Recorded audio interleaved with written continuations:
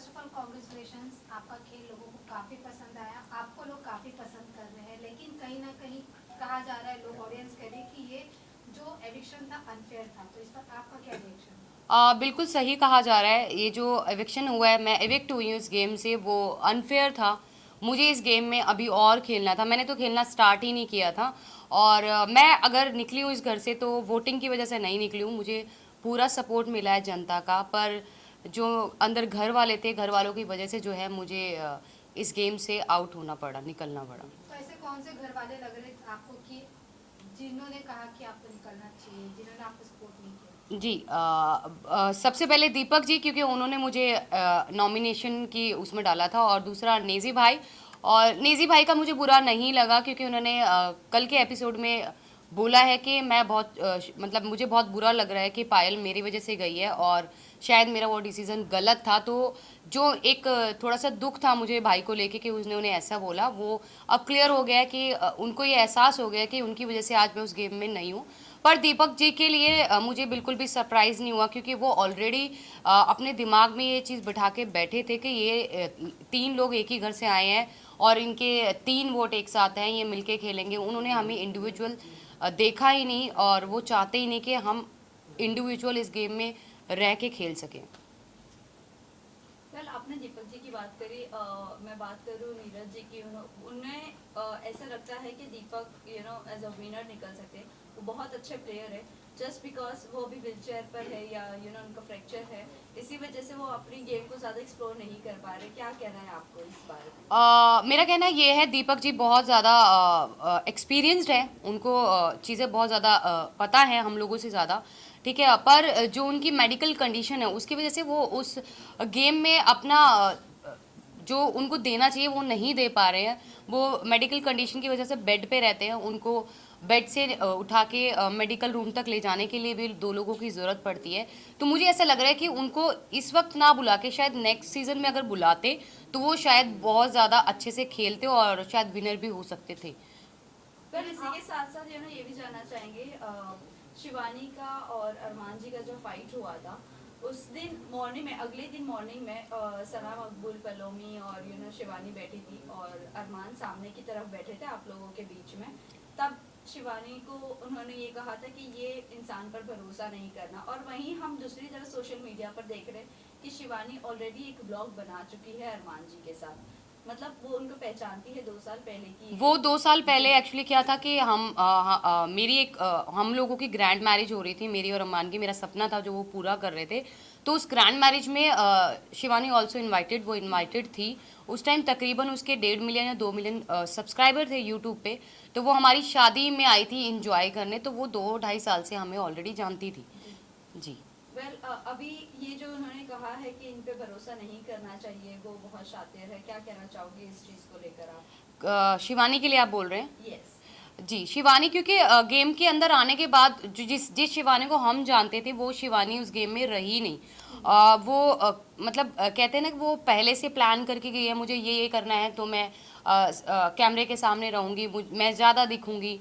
तो वो वही काम कर रही है। वो अपनी भाषा को लेके बार बार बोलती है कि मेरी भाषा लोगों को समझ नहीं आती। दूसरा, वो लोगों के सामने ऐसा प्रेटेंड करती है कि वो बच्ची है, वो छोटी है, पर ऐसा कुछ नहीं है, वो छोटी नहीं है गाइज। वो अपने घर को खुद चलाती है। और कोई भी छोटा बच्चा बिग बॉस शो में नहीं खेलने आता है, कोई समझदार ही बिग बॉस ऐसे कंटेस्टेंट लेके आता है जो गेम को खेलता है, खेल सकता है, और खेलने की कैपेसिटी रखता है और जीतने की भी रखता है। तो वो बच्ची नहीं है। दूसरा, उसकी हार्श बात करने का तरीका, वो अपने से बड़े की रिस्पेक्ट नहीं करी है। जैसे कि उसने रणबीर जी से बदतमीज़ी की, अरमान जी से करी बदतमीज़ी, मेरे से और क्योंकि हम ऑलमोस्ट हम सभी उससे बड़े हैं। अगर वो 22 साल की है तो आई वॉज 32 ईयर्स, मैं 32 साल की हूँ, तकरीबन 10 साल उससे बड़ी हूँ। तो उसने सबके साथ जो है बहुत रूड तरीके से बात करी, और किसी को भी अच्छे से बात नहीं करती है वो। वेल कई लोगों का ये भी कहना है कि हमें दूसरी मनीषा रानी नहीं चाहिए, एक ही काफ़ी थी।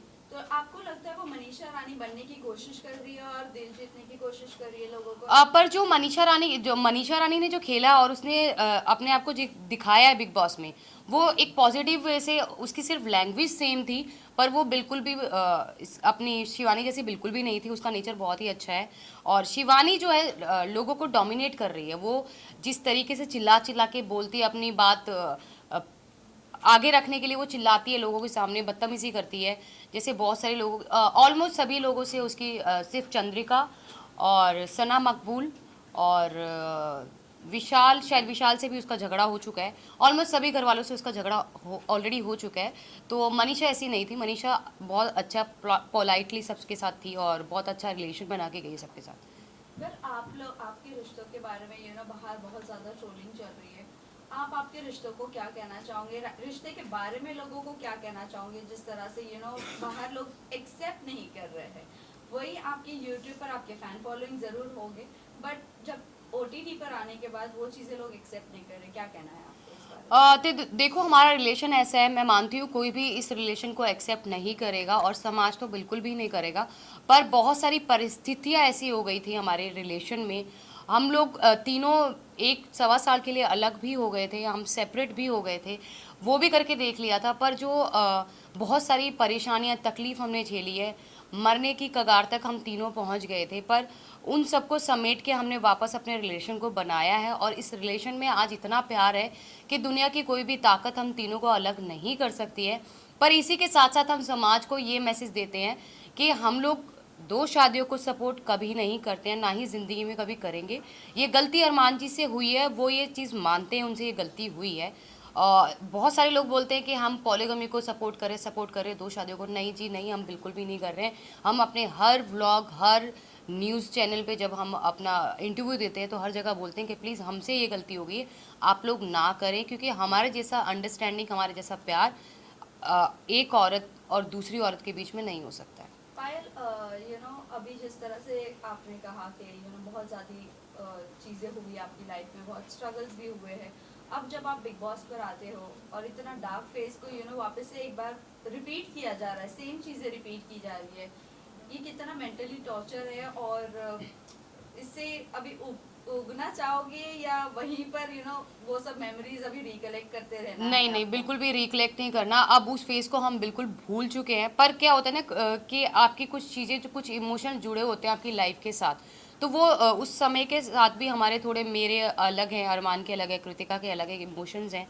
वो जब कोई बिल्कुल अंदर घुसता है ना तो एक डार्क फेस याद आता है और वो थोड़ा इमोशनल हो जाता है। तो लेकिन अब उस लाइफ को हम बिल्कुल भी याद नहीं करना चाहते और बिल्कुल भी नहीं उसके बारे में बात करना चाहते। इवन पायल, अभी आप घर से बाहर हो चुकी है, आप अपने बच्चों के साथ है, लेकिन आप अरमान को कितना मिस करेंगी? क्योंकि अभी वो तो घर के अंदर ही है। अरमान जी घर के अंदर है।